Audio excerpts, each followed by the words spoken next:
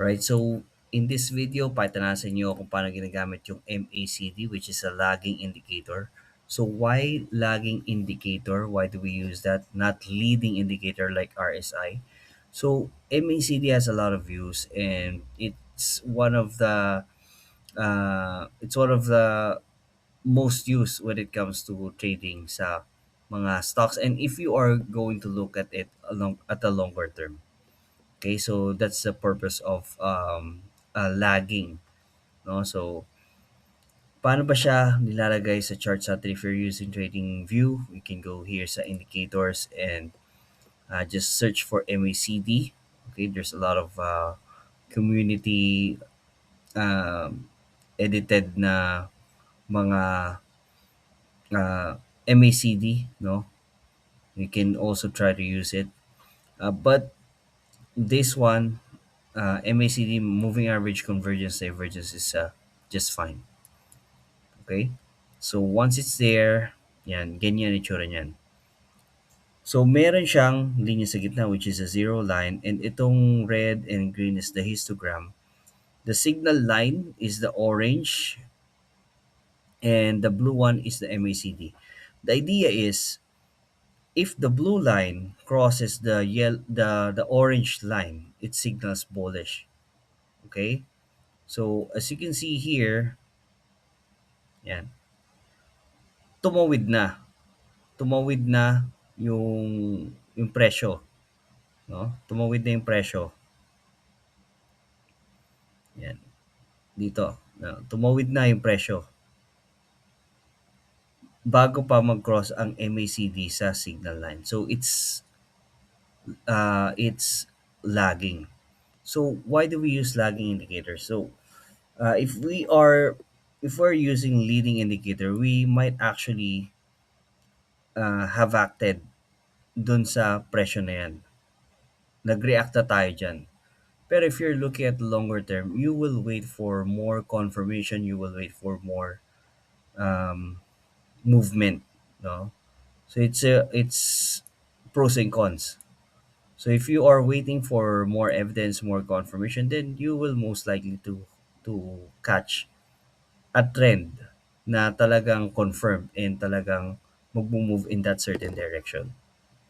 So how do we use that? Again, you can use divergences. If the moving if the MACD is still going up and the price is going low, okay, pababa siya, then that's a divergence. And it will only confirm if the MACD crosses the signal line, yung orange na yan, and if this MACD, the blue line, crosses above the zero line, and the histogram, which is this, starts having green ones. Okay, so in that way, you will have a confirmed trend. Okay, so right now, wala pa talaga. Just going up and down tong si PSEI. Alright? So, dito sa area na to, nagkaroon siya ng pag-angat, no? So, MACD crosses above the signal line, crosses above the zero line, and histogram starts growing green. Then, that's the time that we can start deploying. Okay? So, medyo malayo-layo na, no? But still, you know, you can still catch some real movement there. Okay, that's 1:8 risk to reward ratio, and it's a confirmed trend. Okay, so I'm not saying that this is not effective in faster pace na assets like gold and in forex pairs, but I would say na this is effective for the longer term assets, like if you can hold it, if you will hold it for the long term, right? So that's one of the use case of the MACD, and that's how you can use it for your trading. Another thing here is that you can change this into other other inputs, like that's the default, earlier. This one is 65-90-12 is actually smoother. Alright?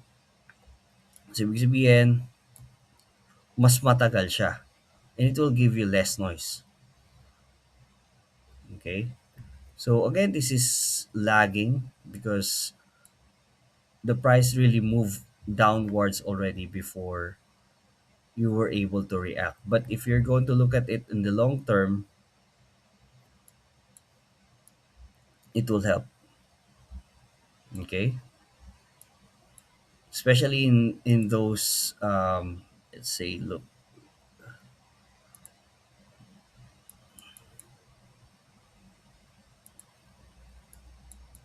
yeah.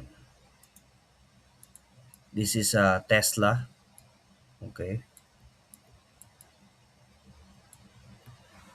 So, medyo mas lag siya. And,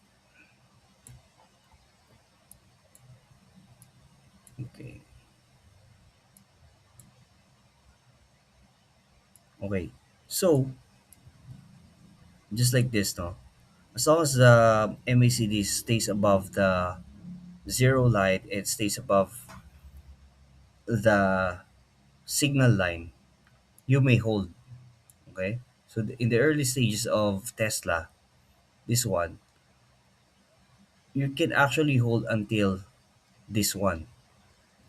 If you are using the default settings, dito pa lang, nag-signal na siya pababa. And it already reached below zero line. Okay, so compare natin there. So this is a 65-90-12 and here, this is the default settings. Okay, so dito pa lang out ka na. Nag-out ka na. While dito sa 65-90-12, if you are really believing that this stock, the story, the fundamentals, etc., then you can still hold this. Okay? This is way before the current, no? The current time ng Tesla. But if you were able to hold this until here, yan, ang laki na. Diba? You were able to catch, you were able to accumulate here, here, here, until it was able to get into 300. Right? So that's how it is with the 65-90-12. So I hope this helps, especially if you're looking at the stock and looking to hold it for the long term. Okay?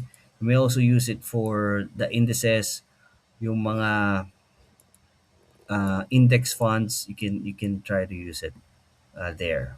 Okay, and you can also time on where to cost average your buying. Okay, so thank you so much for watching. You have a great day.